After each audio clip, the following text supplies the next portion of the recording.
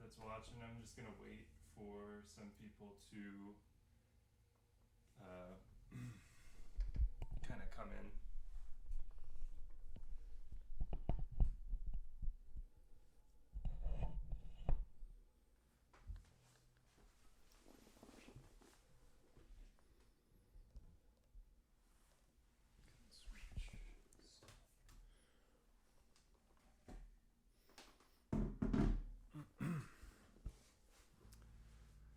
So today, I'll probably talk a bit about some soloing ideas for jazz, some walking ideas, and some rhythm exercises that you could do with the metronome on really slow beats with the metronome, things we can practice. So as people are coming in, I'll just start playing. I'm going to play a bit of this tune that you can, I think you can see the screen sharing, I'm hoping. If anybody can let me know, I tried to put the chord changes up for the pieces I'm going to be playing. And I'm going to play this one, this Lenny Tristano piece, Lenny's Pennies. And if you have any questions, you could just start asking them. But I'll just play in the meantime as people are coming in. And let me know about the audio as well.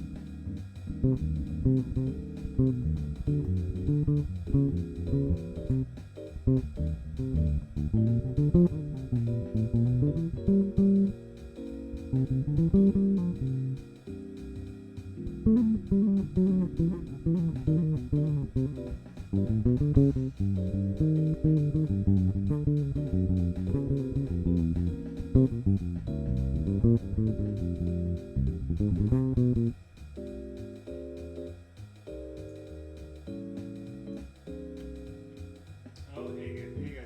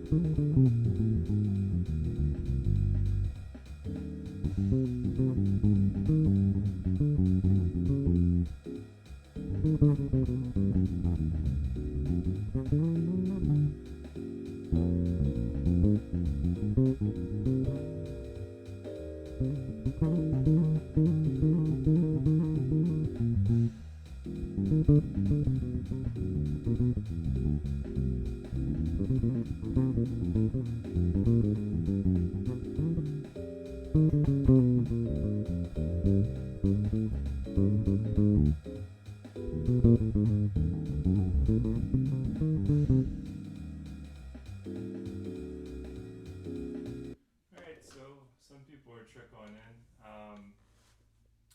If you have any questions, if you guys have any questions, feel free to ask. I'll go over different stuff to work on today, different kinds of concepts for soloing, concepts for bass lines, and concepts for rhythm practice, things to do with the metronome. Let's start with that, like some things you could do with the metronome and how using slower beats on the metronome is actually really useful. So I use Tempo it's an app on the phone.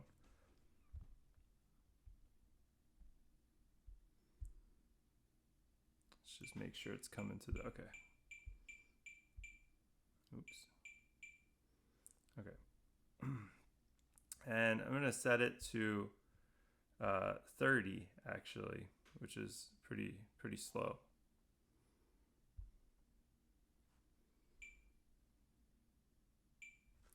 And can you guys hear the metronome? Just making sure you guys can hear it.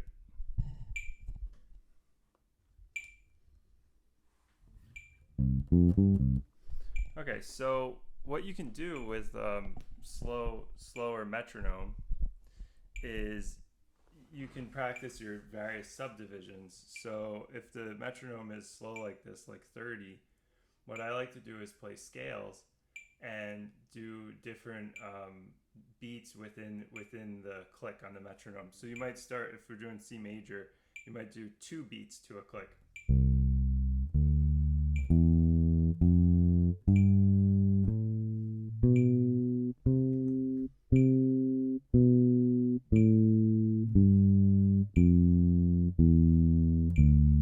Then try 3.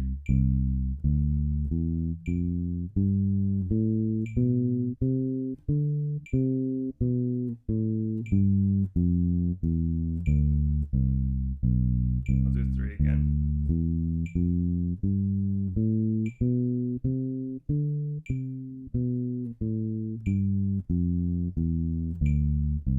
Now 4.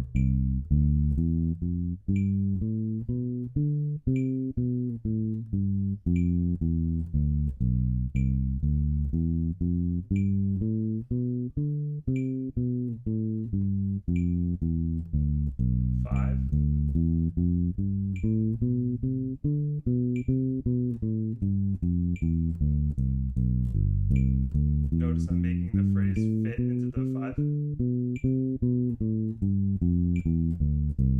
6.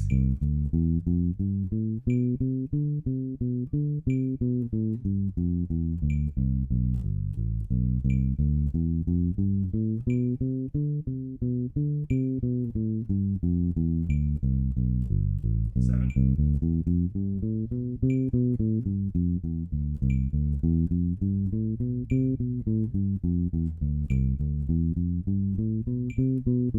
8.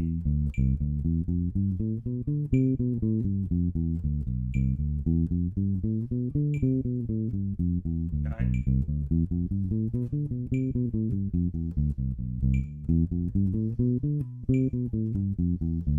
This is a 2, 2, 3.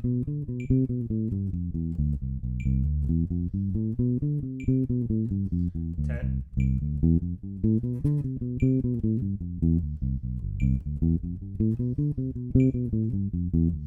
11. That one's hard. 11.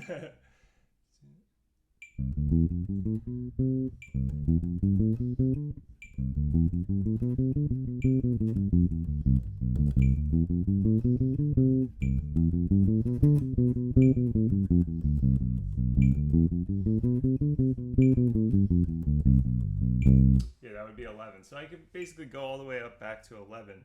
And what that does is that kind of gets you, when you do play in odd time signatures, is to naturally subdivide instead of being locked in. So for example, I did 7, right? I did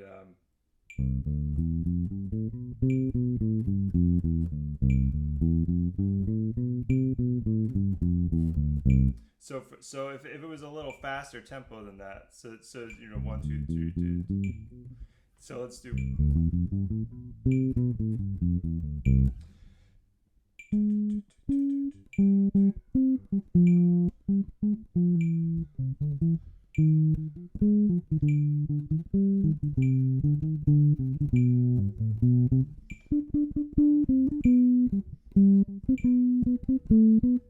So thinking all the things you are.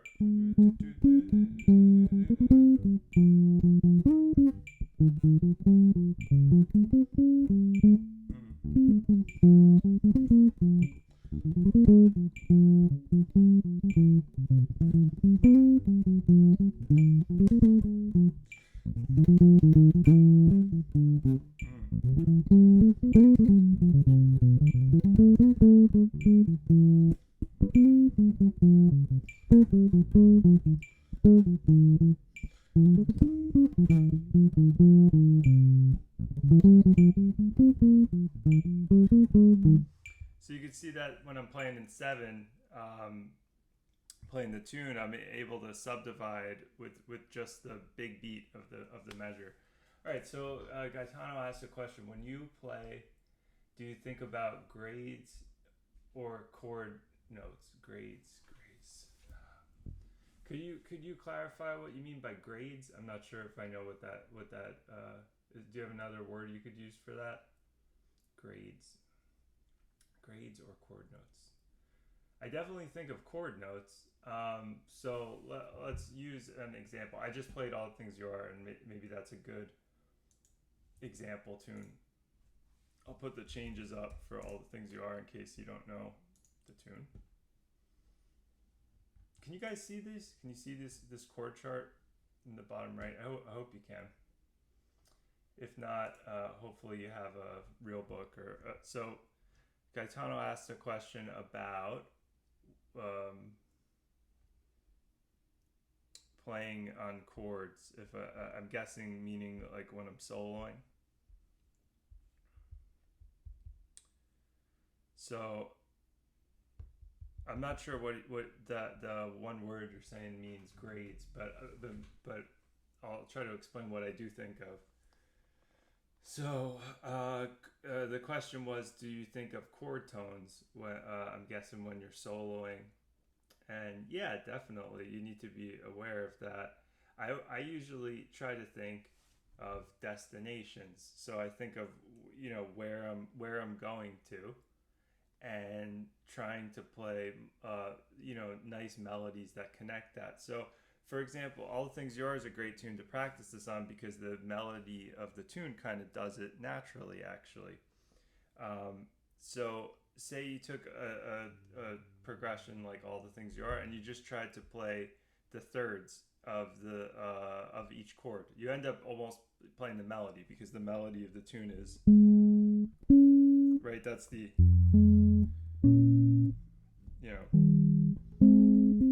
that's the notes in the melody.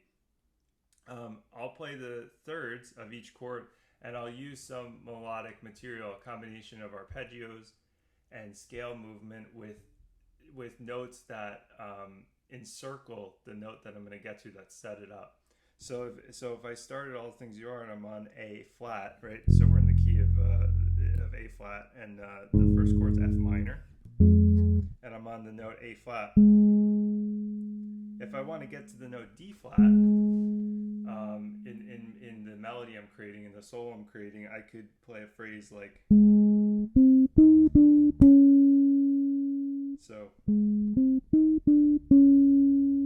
So what's that I just played? I'm playing a scale pitch below the D flat, scale pitch above, and then a chromatic note to resolve. So I could play. I could do a more scalar phrase. I could go where I have another note in there, where I now have B flat, something like that. Let's take this first phrase I played and try to apply it throughout the whole progression of All the Things You Are. So if let's maybe start on this A flat, on the A string. So there I have to resolve to the major third of the E flat chord, right? Because the chords, All the Things You Are, F minor, B flat minor, E flat 7 now. So right, that's a good root second grades chords, yeah. Okay, in this case, yeah, I'm talking about doing thirds. Let's and I could do some examples with other ones. So let's take that pattern. That's basically I'm starting on a third, and then I'm playing connecting material to get to the next third in the progression. So let's hear what it sounds like with I'll play along with the tune.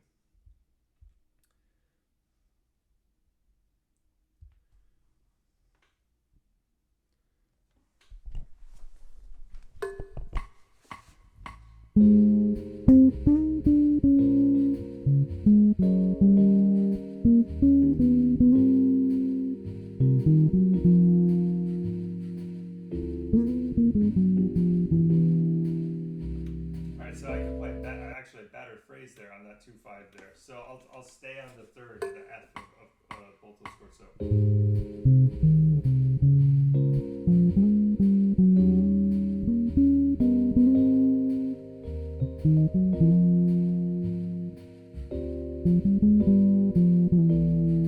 Okay, now the same type of phrase.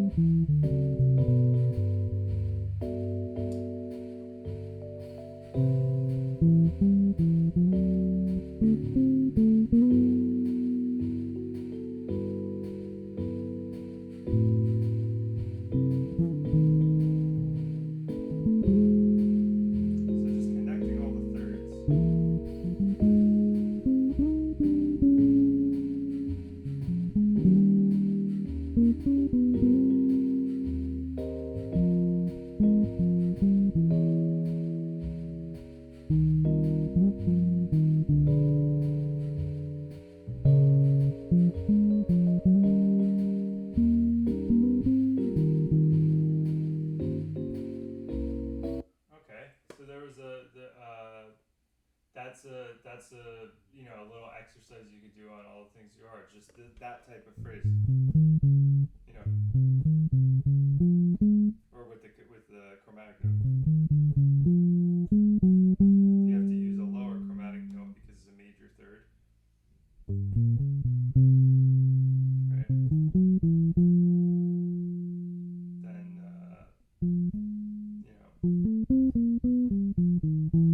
something like that.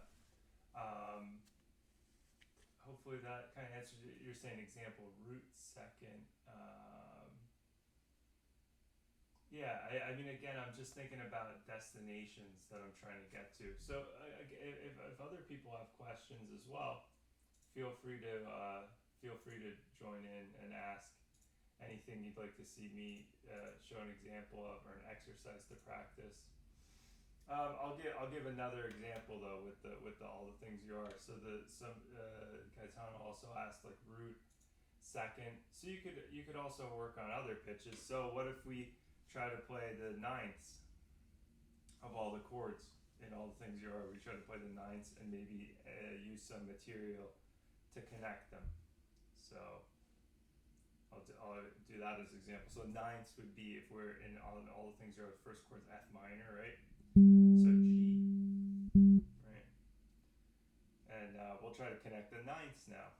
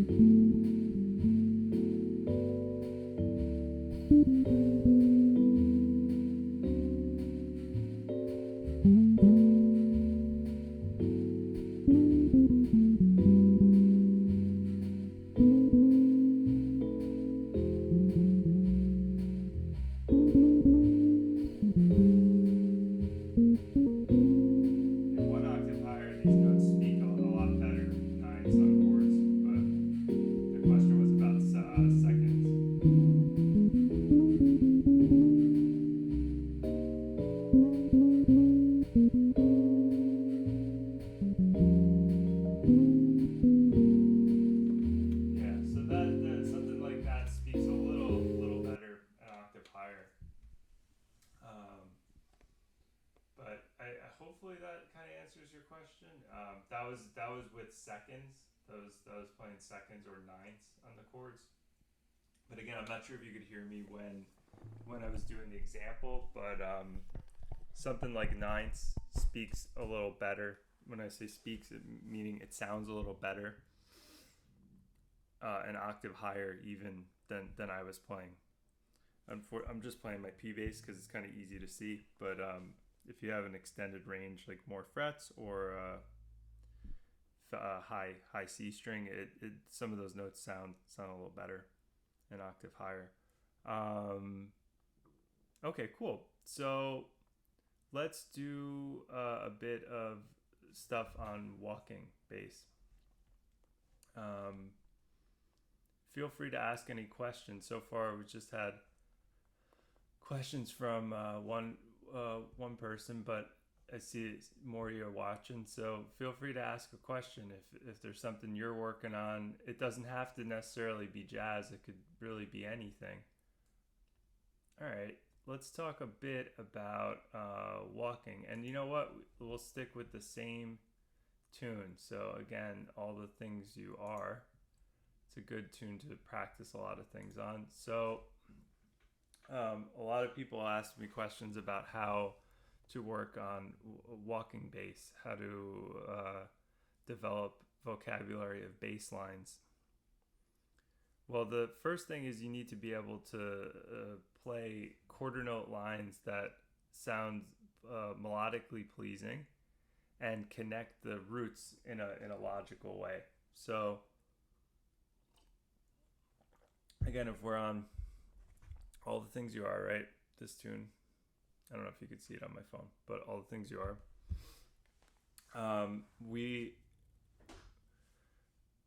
We have to make sure we know the notes of each of the chords. So, all the things you are. The first phrase, the first 8 measures is 6, 2, 5, 1, 4, and then in the key of A flat, and then 2, 5, 1 in the key of C. So F minor, B flat minor, E flat 7, A flat major 7, D flat major, D, G, C.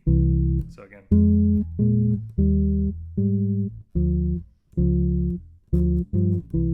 Right?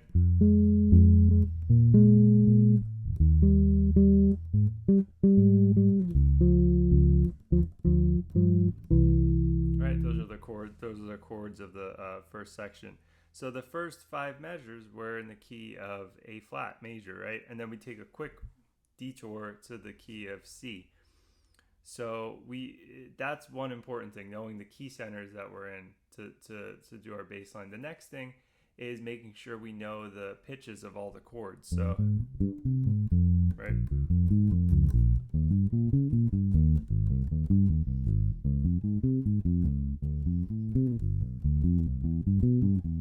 Right? Knowing the chords. And so we know the underlying scale, that part of it's in the key of A flat major, and then part of it's in the key of C. And we also know the individual notes of each chord. That kind of sets our foundation for how we're going to do the bass line. The next thing we would do is practice connecting the roots, which you can do with half notes. So, right, F. So let me put the metronome on. So, 1, 2, 3,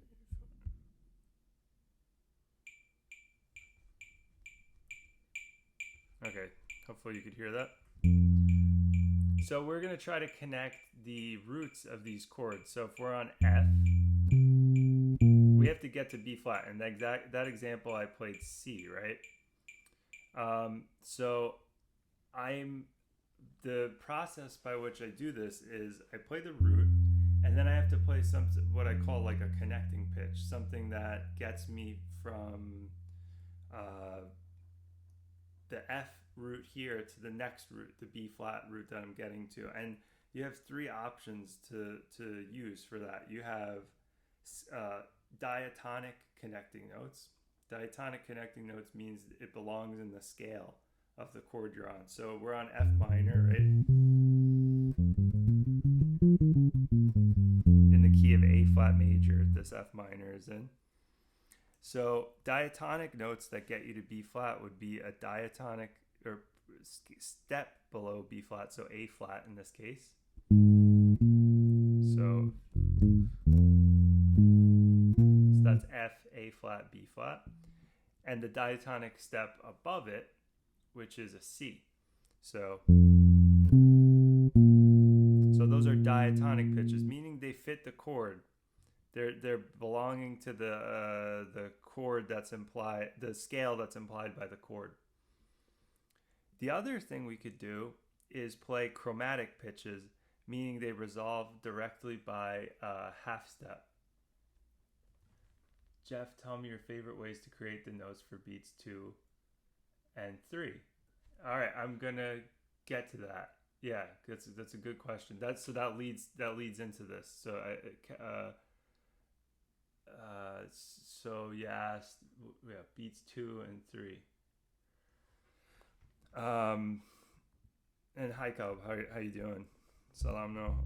I guess you're in Washington, I think, right?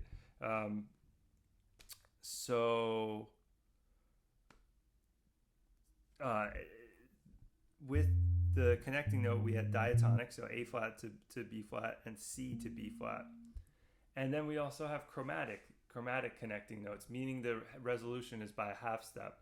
So that's the notes that are directly a half step below the B flat that we're trying to get to, and a half step above the B flat that we're resolving to. So in that case, that's A and B.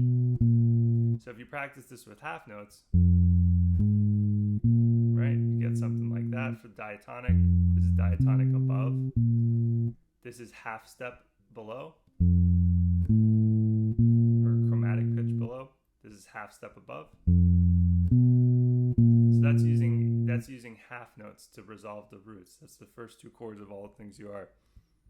Then you could also do a resolution of a fifth above the chord root you're approaching. So we're trying to get to B flat.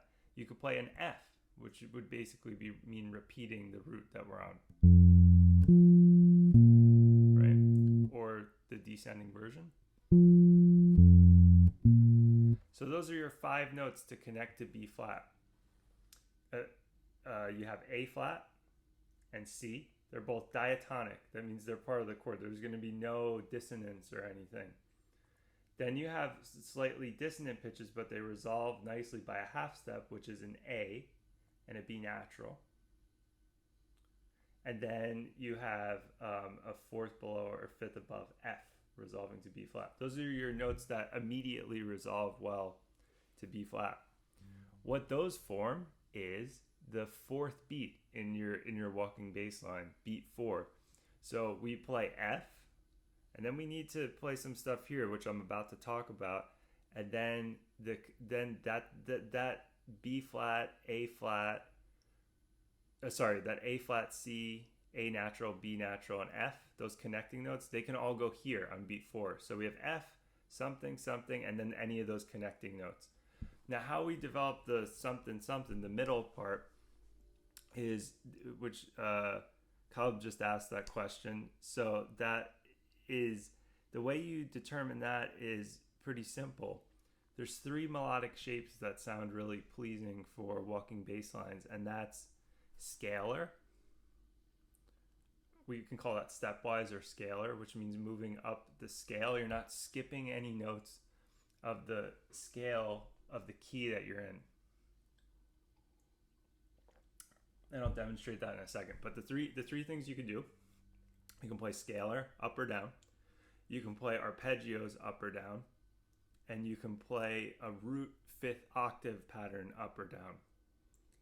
And basically then you can vary it by making the connecting note, the 4th note, different. So say we're on F here, again, still all the things you are. If we wanted to do the scale version, let's do it down here in the lower part of the bass, because you guys are familiar with that. We're not soloing anymore, we're playing bass line. So if we wanted to do the scale, remember I was saying you have to think about what key we're in, right? All the things you are, the first phrase is in the key of A flat major, but we're starting on an F minor chord. If we go up the scale on this F, we're adhering to the A flat major scale. So F, G, A flat. That's how the scalar phrase would start. And all these melodic phrases, you can think of them as 3-beat phrases. 3-beat phrases, and then the 4th beat is where you have some creativity. You can choose the different connecting note to change the shape of the phrase. So that's 1, 2, 3. And you say, let's do the diatonic step above, which in this case is C, right? So you get dun, dun, dun, bum, bum. You get a resolution like that, right?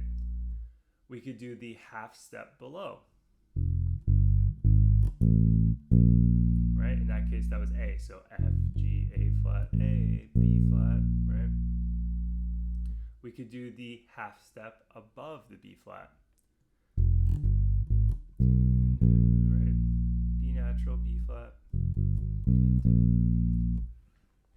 The only note in that scalar phrase that we would not play is A flat, because we're playing A flat on beat 3, and you generally don't repeat notes in walking bass lines. So you wouldn't hear. You could already hear that sounds a bit strange. That doesn't sound right. You don't really hear people on recordings playing phrases like that. So we did C to B flat in that scalar phrase. We did A natural to B flat. We did B natural to B flat.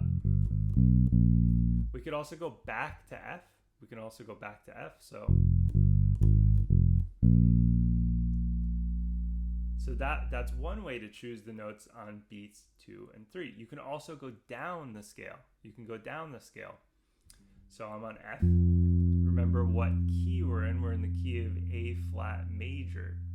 So I'm going to go down the A flat major scale, starting on the note F. Again, this is the first measure in All the Things You Are. If you're just tuning in now, we're talking about building bass lines. So if I go down the scale, my first 3 notes are kind of chosen for me, right? Right? That's one option, which is probably the best option because it's nice and smooth. That is C. So we went down the scale. So 1, 2, 3, diatonic connecting note above C to B flat. So da da da ba bum. You could do a chromatic connecting note above, so that'd be dee doo. So ba ba ba boo boom, which also sounds pretty nice. Then these have a bit of a jump in them, but they theoretically make sense. So you can play the A notes below B flat. So, okay, or those aren't necessarily as good as the C and the B natural. Or we can go back to F. That's nice. That's a nice phrase. So that's scalar going down. That's one of the categories of the ways to choose beats 2 and 3 in your walking bass line. The next thing you can think about, the next big subcategory, would be arpeggios. So you could think of, and especially triad arpeggios, just the simple 3-note triad arpeggio based on the chord that's there. So again, and you can do this up, you can do it down. So, right, that's the basic shape. And then you can choose from the connecting notes we outlined earlier. So the connecting notes we outlined were A flat, A, C, and B natural, or C flat. So that's with A natural. Here's with A flat as the connecting note. Right. Here's with B natural as the connecting note, or C flat. But we're not going to play C natural as a connecting note because that's the third beat in the phrase that we played. So we wouldn't do that. We wouldn't repeat C like that. It doesn't sound right. We could go back to F as well. So just from the ascending arpeggio, we have a bunch of options we can go. That's with the root. That's with the raised third. That's with the natural third of the chord. You could even go up to the upper octave. That's with arpeggios. You can do the same thing descending. So you can do the triad arpeggio descending and get a bunch of options.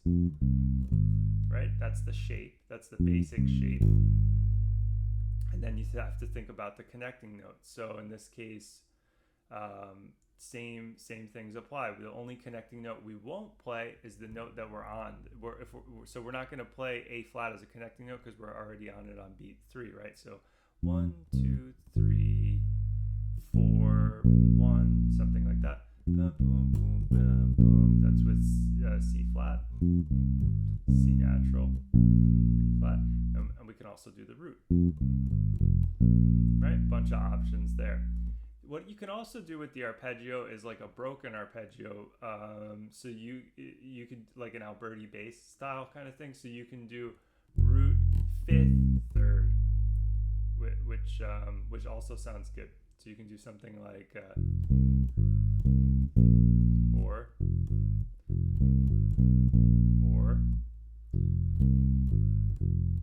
something like that. And then same thing from descending. You can skip the 5th and jump down to the 3rd, which is nice. You kind of hear Ron Carter play some phrases like this. So you could even go back to the root. Again, that's based off the triad arpeggio. So you could see that you get so many options when you think of things like this. And we're only connecting roots right now. You also see a lot of resolutions to things like thirds of chords in walking bass lines as well, kind of more advanced. But you should start by connecting roots because that's what most soloists that are playing with you want to hear. and it clearly outlines the form for everybody that's playing. So that's, to me, that's the bread and butter kind of thing of what you're doing with bass lines. All right, there's a third melodic shape with walking bass lines that is also really useful, which is like this root fifth octave kind of pattern. Again, ascending or descending. So if we're on F, root fifth octave, and then any of the connecting notes that we outlined. So A flat, A, C, C flat, or F. But no F in this case because we're on F on B3. So that's with the natural diatonic above step. That's C. That's a chromatic pitch. C flat to B flat. A to B flat. Or A flat. You could do the same thing descending. So here's the same pattern, descending. That's with B, with C. Sorry, yeah, like that. Right, something like that. Or you can go back to the octave. Sounds a little weird, but all right. So just there, you see that. I mean, like, how many options was that? Let's count all of them. So going back from the scalar stuff. 1, 2, 3, 4. 4 options there. 5, 6, 7, 8. Right, triad. 9, 10, 11. You could do 12, 13, 14. I mean, you could already see, I'm not going to go through all of them, but like there's like 20 something, almost 30 different options if you think of all, and that's just kind of very standard ways of connecting a root chord to the root of the next chord. So that was all the things you are. That was F minor going to B flat minor. So you can see that there's like so many options. And the thing is, if you think of it this way, if you really are thinking of the notes and thinking of it like compositionally, which is, sort of how I'm thinking about it, you it's almost like you're writing a piece as you're playing the bass line. And the reason that those melodic shapes work is just, that's kind of just how melodies work. Stepwise motion sounds good. Arpeggiated motion sounds good. It sounds naturally good to our ears, especially with chords that need to resolve somewhere, which in all these jazz pieces, that's what it's all about. There's all these resolutions. So you can see there's a lot of options there. So that's if you're working on walking bass lines and you're having trouble, you find yourself kind of playing the same stuff all the time, and you're maybe locked into some physical patterns. Try this out. Try thinking of it this way. First, thinking of what are the connecting notes, what are the diatonic stepwise notes, meaning part of the scale, but they move by step to resolve to the next root. What are the chromatic pitches that resolve to the root? That's really simple, just a half step below, half step above. Sometimes those will overlap with the diatonic steps as well. And then what's a fifth above or fourth below the note you're trying to get to? So those are the connecting notes, and then you think about the melodic phrases, the melodic shapes to choose. Scalar or stepwise, arpeggiated, and root fifth octave, right? And then once you start to practice stuff like that, once you kind of get that under your fingers or conceptually, you could think of bigger picture stuff. So, right, we're on all the things you are. The first chords are F minor, B flat minor, E flat 7, A flat major, right? You could think of things in a bigger shape. So Now, this stuff, you end up doing it subconsciously after you practice it a while, but if you want to develop the vocabulary, it maybe helps to sort of, almost force yourself to practice it certain ways. So what you could do is create bigger melodic shapes. So what if we do set some kind of rule to practice the first four measures? We can do, how about we go up, we'll go up, up, and then down, up. Because I know we're actually gonna run out of room if we go down, down. If we start here, we can go up, up, down, down. But we're gonna be kind of high. So we're gonna go up from the F minor, up from the B flat minor, down from E flat 7, then we'll go up again from A flat, because I know we're going to run out of space on the bass. So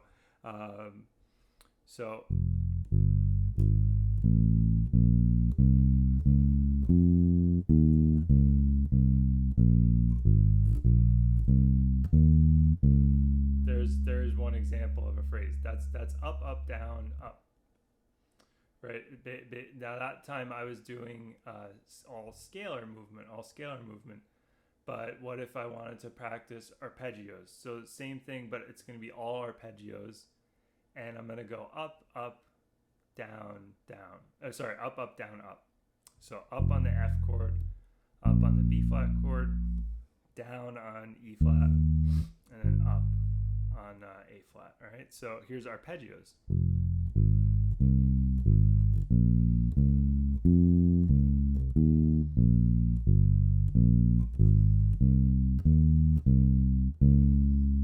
Something like that.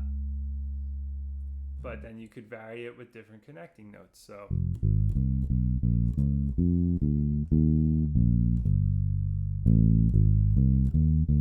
something like that. So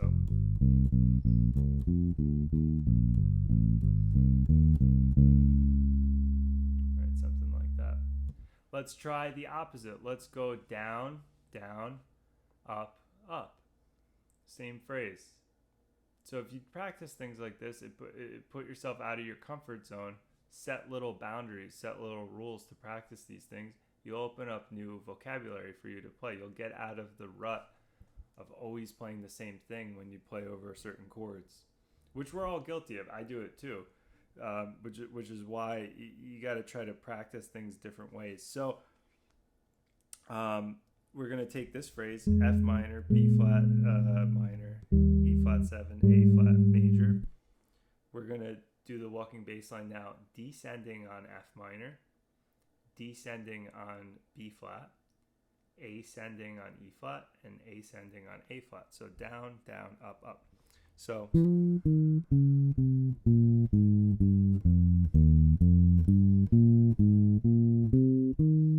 that resolves to D flat, right? So that's one option. So that's going down the scales. Let's go down the scales again. I'll use a different connecting note. So, right, you can do something like that. So,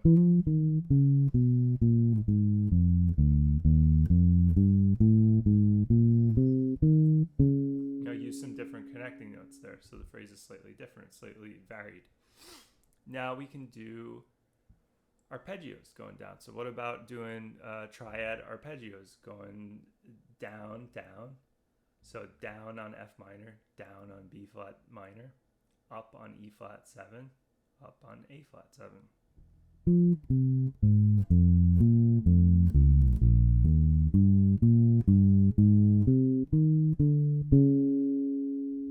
Something like that. That works. Let's do it with different connecting notes. So let's see. Okay.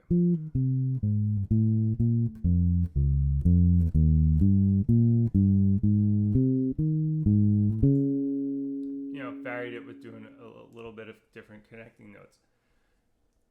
Those are the kind of things you could set up to, and then you could even do bigger picture phrases than that. So that was almost like two measure phrases, right? Like I kind of do a double descending phrase, double ascending phrase. It sort of creates these little two measure phrases within the 4-bar phrase.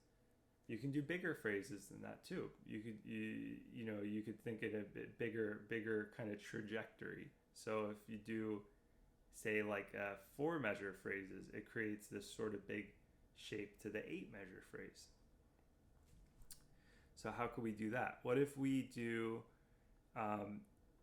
like kind of ascending for the whole first 4 measures, and then descending for the next 4 measures. So with all the things you are, that's F minor, B flat. That's the first 4 measures. So F, B flat, E flat, A flat, D flat, D, G, C. The D and G are quick. Hopefully you're looking at the changes. I tried to do a screen share thing. I'm hoping it's showing up. I don't. If you can let me know if it's showing up, it should be in the lower right hand corner. Cool. All right. So what if we do something like that? We do like a bigger trajectory, where we do like a long ascending phrase and then a long descending phrase. So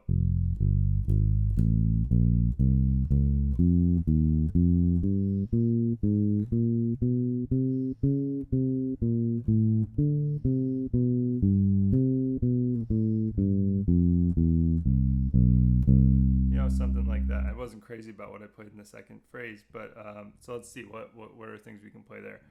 We have to maybe an arpeggio is good there because it's a good way to play a nice melody but still get us back to the D. All right, so let me do that one again. So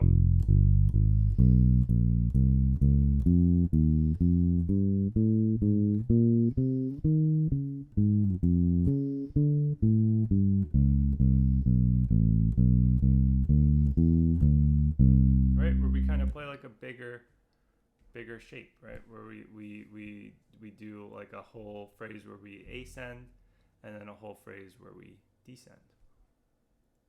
Does anybody else have any questions? I'm probably gonna be here another maybe 10 minutes or so. We went over I did some soloing stuff by example, a bit of like connecting pitches. Oh, thank you. I'm assuming 감사합니다. I think you are from Korea, no? 한국 사람이네요.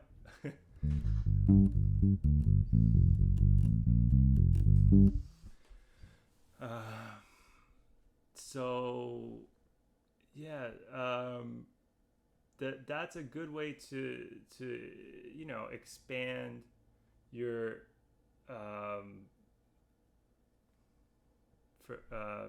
phrases, to not get stuck playing a lot of the same thing. The one problem is we play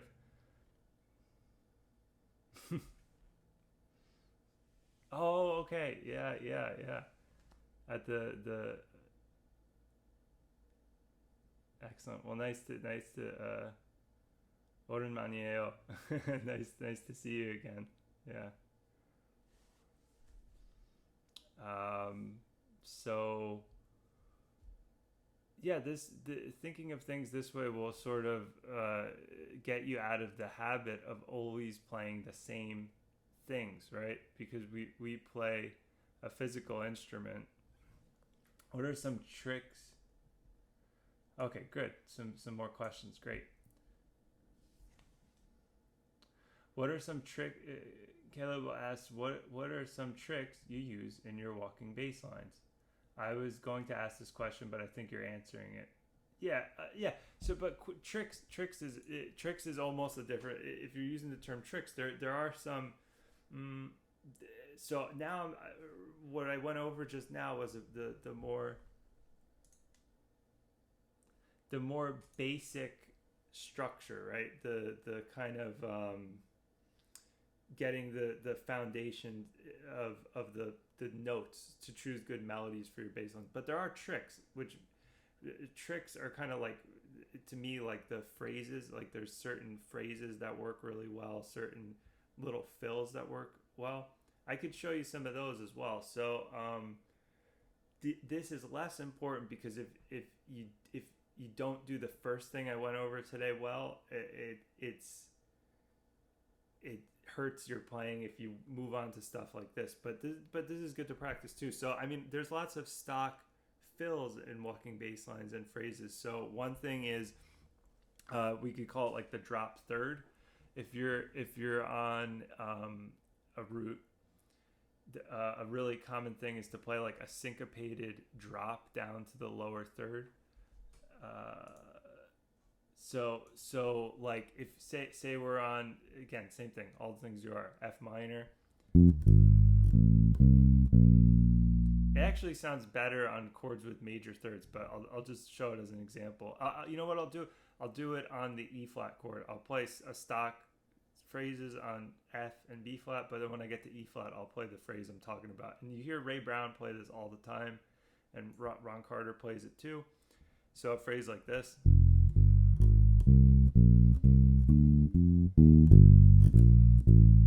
You hear that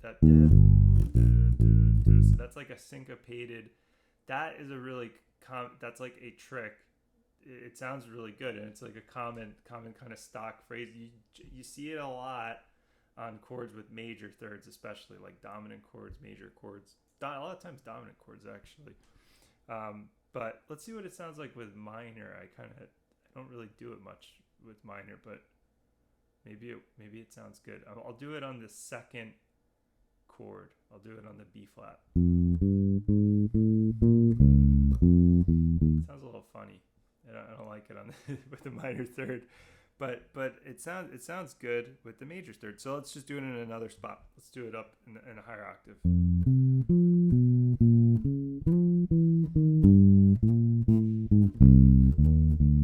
Right. That's kind of a common phrase. I'll give you some other ones. The triplet, the kind of descending triplet pattern, which usually follows along the arpeggio or follows along like a root fifth octave thing. So, oh yeah, they're great. They really can propel the somebody says that they really like the syncopation sounds, and they're great. Yeah, it especially works well in settings when you don't have a drummer there, because it can kind of fill in some of the subdivisions and some of the syncopations that the drummer would be playing if the drummer was there. So it can sort of create like a forward motion a bit of like the drums, because when you're playing this that's sort of that's like a snare hit, or if somebody's playing a brushes, kind of a offbeat accent. So the triplet pattern. So we can do triplet patterns as well. So I'll put it on the second part of the phrase, and again with this, just like with the bass line, there's like a lot of variations. It doesn't have to be this one thing. You can put it in different parts of the measure. So I will do, all right, let's see.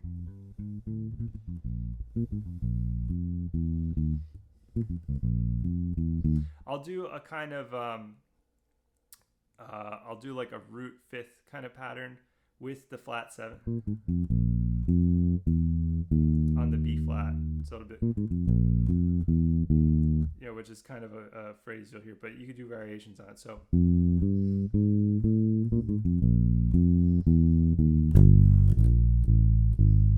something like that. All right, that's right. But you can put the triplet not necessarily on beat one. That was with the triplet on beat one. You could put it other places too. So let's see if hopefully I don't mess that up. So let's see. That works. So let's see. Let's do it in this octave.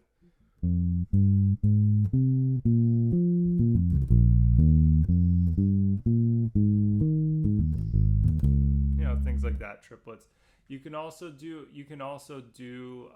left hand pull-offs. So you can do like which in this key isn't great. It's probably better in some other keys. I'll do it as an example when I get to any tips for ghost notes too. Okay, I'll get to that in one second. So I will play a phrase with triplets and left hand pizzicato, meaning left hand like this, using the left hand. Ron Carter does this a lot. So it's especially good with keys that match the open strings.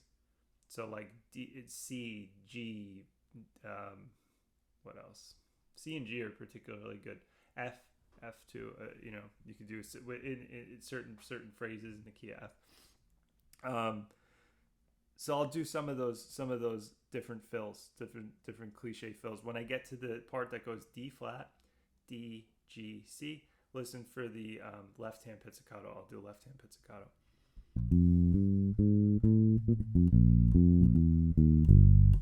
All right, so.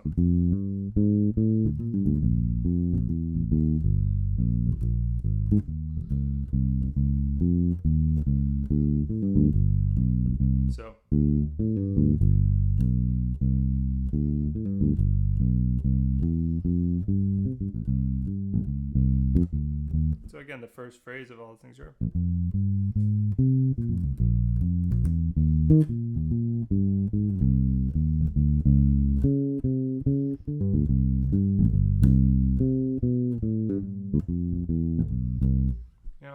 That's what some stock things for, but the core of it still is first you got to have the note thing together, the concept behind how to build the notes, because if you do all the fills but the note stuff doesn't make sense, which actually I think I did play some that didn't to me. I think I played like a C on the D minor in a weird spot, but if you play lines that don't make total sense, the fills don't matter much, right? And then the John Hune asks, any tips on the ghost notes too? Ghost notes. So what I would recommend actually for ghost notes, the way I normally don't recommend books, but this book is great. There's a book called Modern Walking Bass,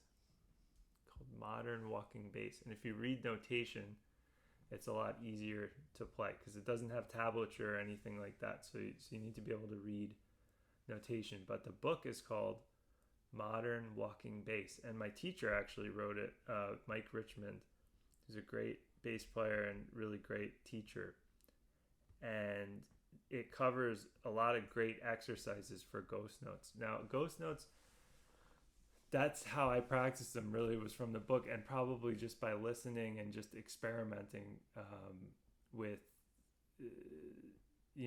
trying them in different places and just listening to recordings. Playing along with recordings is useful. I think you'll find yourself naturally doing things like that. If you're looking for a great recording to play along with that has a lot of these kinds of fills we're talking about, like ghost notes, triplets, left hand pull off triplets, like all that kind of stuff, the kind of cool bass, walking bass line stuff, I would say the best album for that is Speak No Evil, the Wayne Shorter record is really, really a good record to listen to for that. So Wayne Shorter, Speak No Evil, tunes like Witch Hunt, tunes like Speak No Evil, tunes like Fee Fi Fo Fum.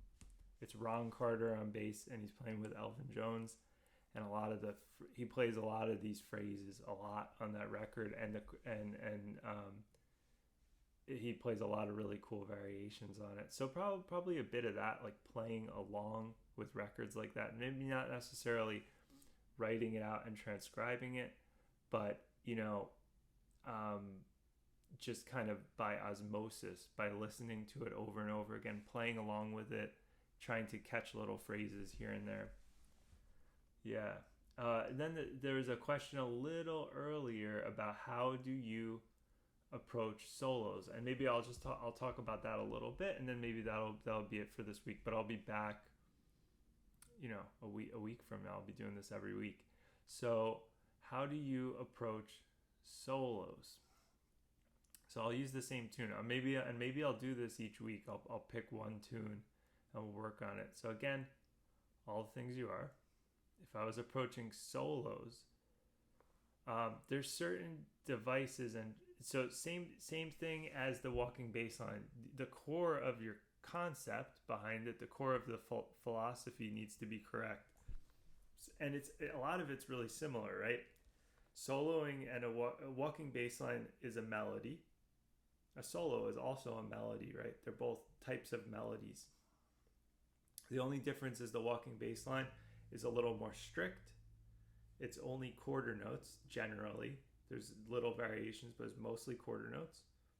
You don't stop. You basically consistently play, and you generally try to connect roots, right? You generally try to connect roots of chords. But it's still a melody. You're still the principles of good melody apply, right? You're trying to play smooth, stepwise shapes, arpeggiated shapes. You try to resolve to the notes correctly. Soloing, on the other hand, it also is a melody. So all those things apply. Of you want to try to play stepwise phrases. You want to try to play arpeggiated phrases. You want to resolve to notes smoothly. The difference is now we don't have to resolve to roots. In fact, we don't generally try not to resolve to roots so much, because you want to play the resolve to notes that sound pretty above the chords. And for us on bass, maybe a good starting point is things like thirds and sevenths. The kind of really important notes on the chords, the thirds and sevenths. And the other difference is we don't have to worry about rhythm the same way. Well, we have to worry about rhythm, but we're not confined with rhythm the way we are with the walking bass line. We're now sort of expected to play eighth notes, and we can also stop and start. We don't have to constantly be playing, so we can rest and leave space. You can hold a note out. We can play eighth notes, triplets, 16th notes, whatever. So I'll give, and then also with the bass line, how there's tricks, the tricks that I'm doing, there's also tricks with soloing. There's certain conventions, there's certain types of phrases that are common things that people use. So I'll give you some examples of devices I like using that I find are successful, that help me out. So again, all the things you are. You call these tricks. They're not necessarily, they're not tricks, but they're good little points on like a map almost. They're good things to think about as like little destinations to get to. So if we're on all the things you are, F minor, B flat, E flat, A flat, D flat, D, G, C. The F minor, for example, a lot of times on a chord like that, a minor chord in a phrase, I'll often play off the third of the chord. I'll kind of think more off the third. So that F minor, the third is A flat, right? I'll play down here for a second, just because you guys are familiar with that part of the bass, right? So I'll play off of the third of the chord. And not only, I don't only mean playing off the third, like resolving to the third, but playing like a shape based off the third. So if you play a chord off the third of that F minor chord, so the F minor chord is right, F, A flat, C, E flat. I can play A flat major kind of shapes and sounds over that F. So wait, listen a second. I'll play all the things are a little slower. I'll play it up in this octave. And listen to what an A flat major arpeggio sounds like over that chord.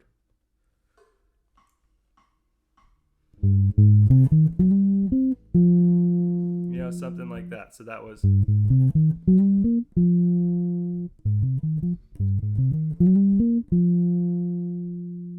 a phrase that resolved to the fifth of the B flat again.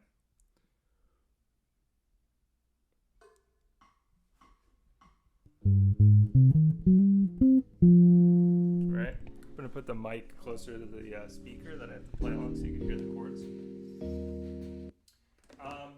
And then that kind of concept can apply to all minor chords. So if I'm on the, let's play a phrase off of, let's see, can you hear me a little better? Let's play a phrase off of B flat minor. Same thing, where we play off the third. So B flat minor, you can play a D flat major 7 kind of sound, and it's a nice way to resolve to notes. So when I'm on B flat minor, I can go. Maybe I'll play a phrase like that.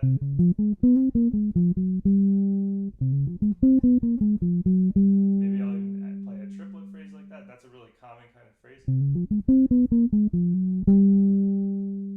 So that I'm gonna play that phrase on B flat minor.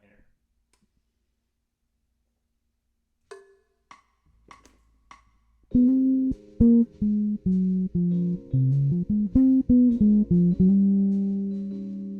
let's hear it one more time. Play a little better this time.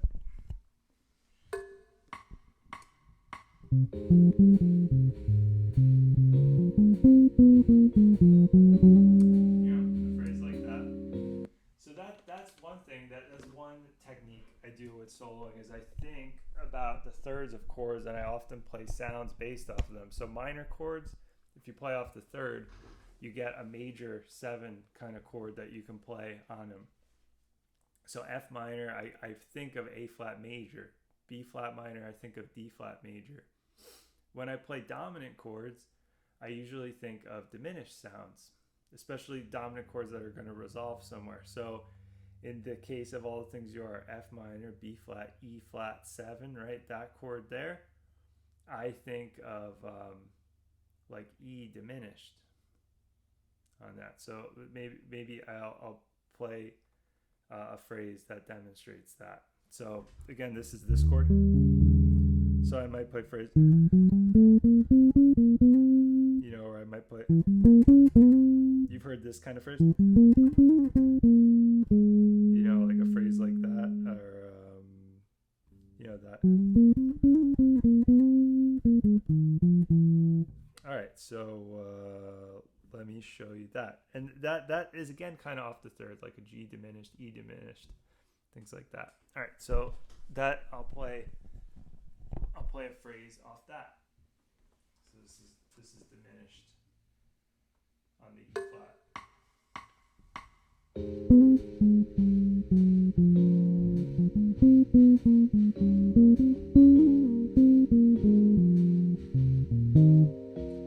Play diminished from a different spot as well.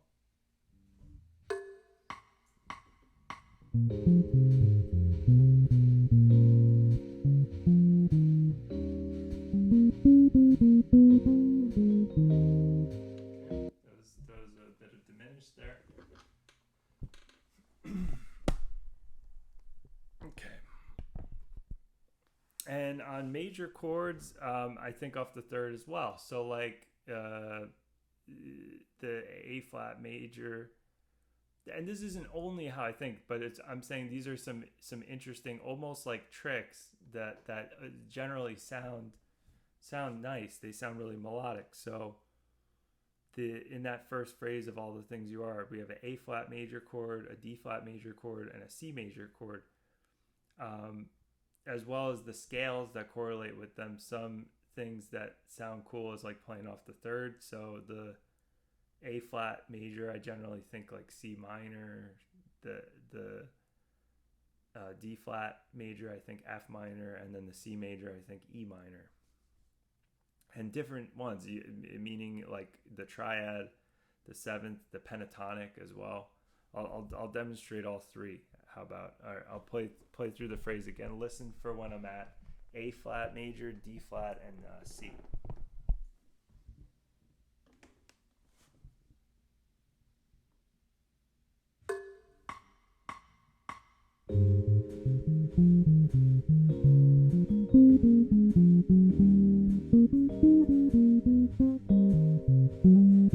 That was with like the triad.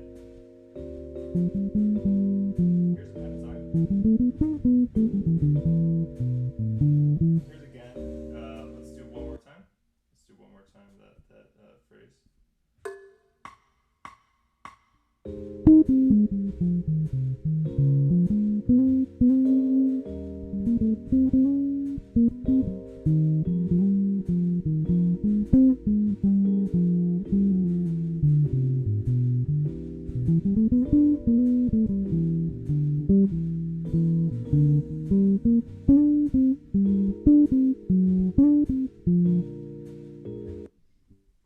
Alright, so there's some examples there of things you could do also on the major chords. Thinking kind of off the third and thinking of like minor sounds off the third of the major chord.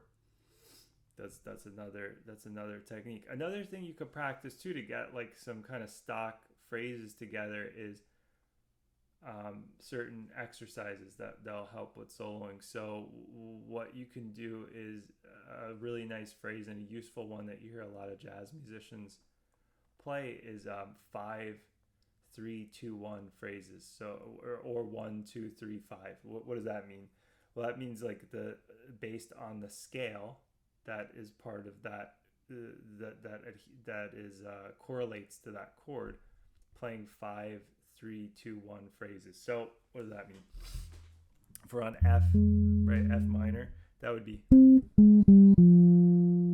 right. This is a great tune to do this on. You hear a lot of people practice this and play this.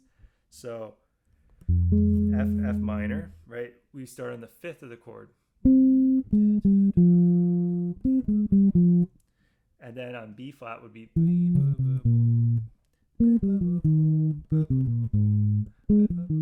right, that's on all the chords.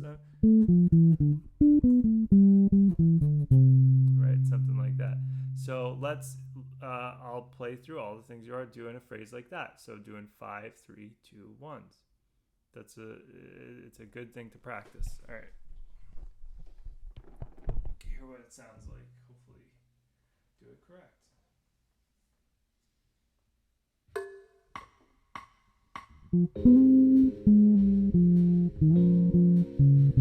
And you often hear with that rhythm.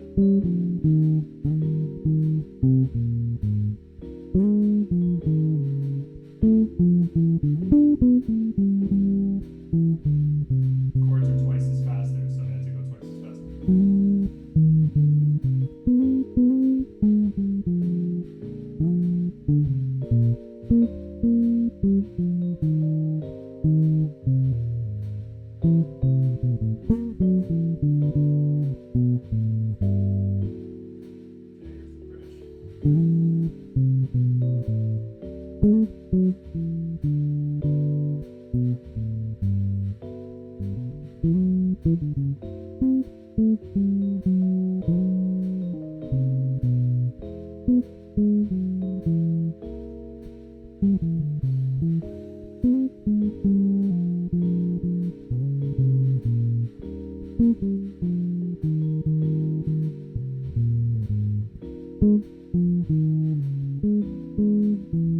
That phrase is definitely used in that exact spot.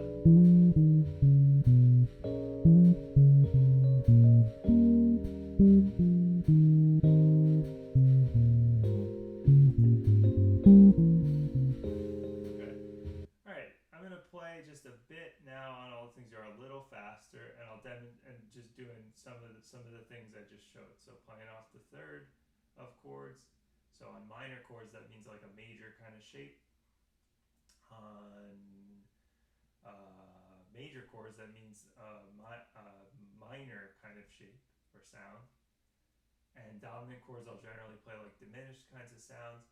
I'll use some of the 5, 3, 2, 1 phrases, and I'll also try to use some sequential phrases, like things that kind of go over the bar. So that might mean, say we're on the, I'll give an example of that right now. Say we're on the first phrase.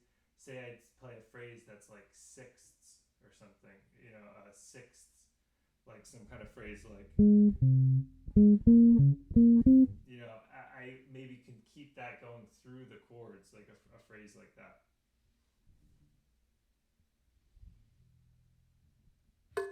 So this could be like a sequential.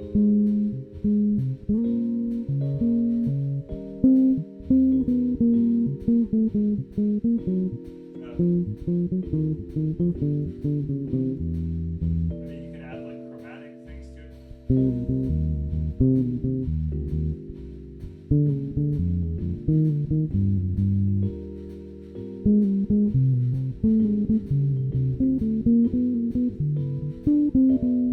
Like a sequential kind of thing that goes through the bar lines. So I'll do a combination of all those things, playing the off the third, which kind of hints at like the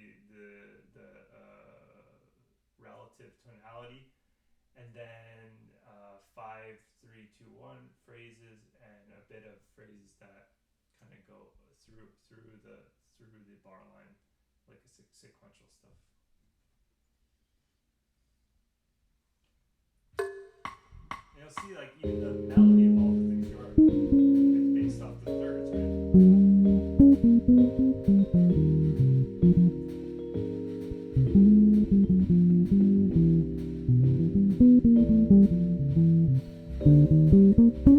That was off the third of the C.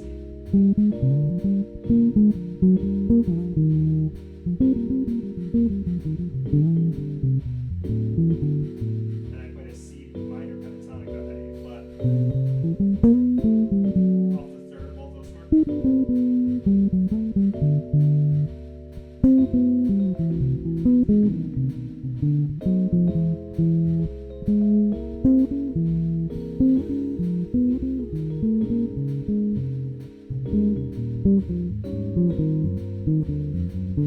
It's kind of sequential there.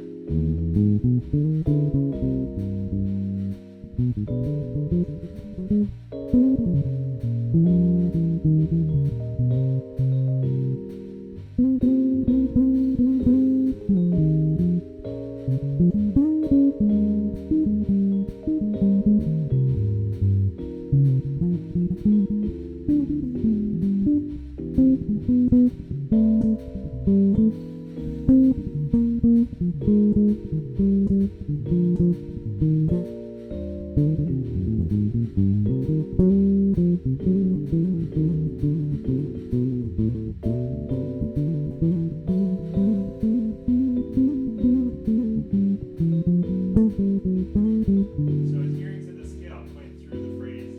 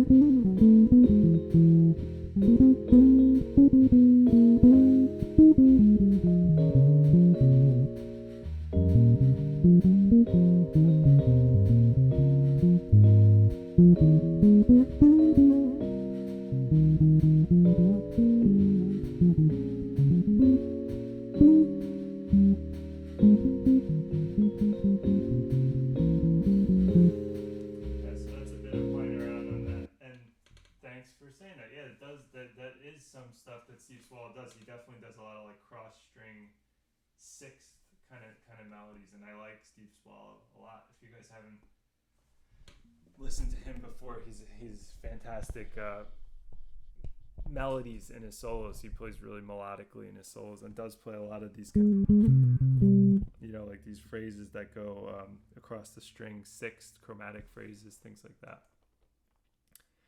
Cool. So we went over a lot of stuff this week. Is there a tune, if I do this next week, which would probably be the same time, same day on Saturday, seems like a lot of people can be here at this time.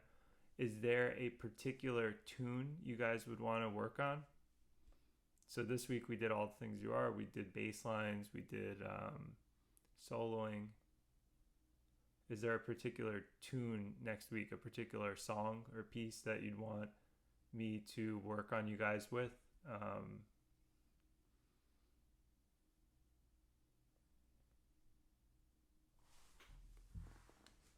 If not, I'll think of something in the meantime, or you could always message me. Cool, but thanks for tuning in, and I will see you guys next week. I'll send out a little thing on Facebook when I'm gonna do it, and if or subscribe to me on YouTube. I'm doing this simultaneously on YouTube and Facebook, and I'll send out a reminder email if you're on my email list. But I'll think of a tune and some concepts for us to work on next week. But thanks for joining in. Afternoon in Paris. Okay, good. All right, we will do. So if anybody wants to see, hopefully this is showing up here. So Afternoon in Paris, which is a great tune.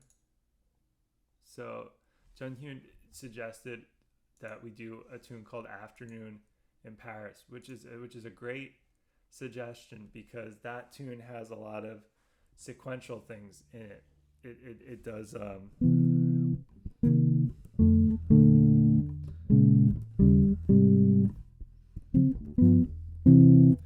it does this kind of descending, which is a really common pattern in jazz pieces where we're in a key and then we play a 2-5-1 and resolve to the key that's a whole step lower than where we are, and that does it twice, actually, that tune. So let's do that one. We'll do Afternoon in Paris next week, and the melody is good to learn.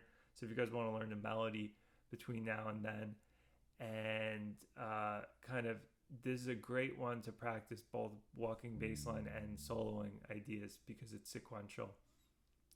So you can sort of work out different things that you have together and get it through at least like 3 different keys. All right, so thanks for joining, and I will see you guys next week, same time. So 10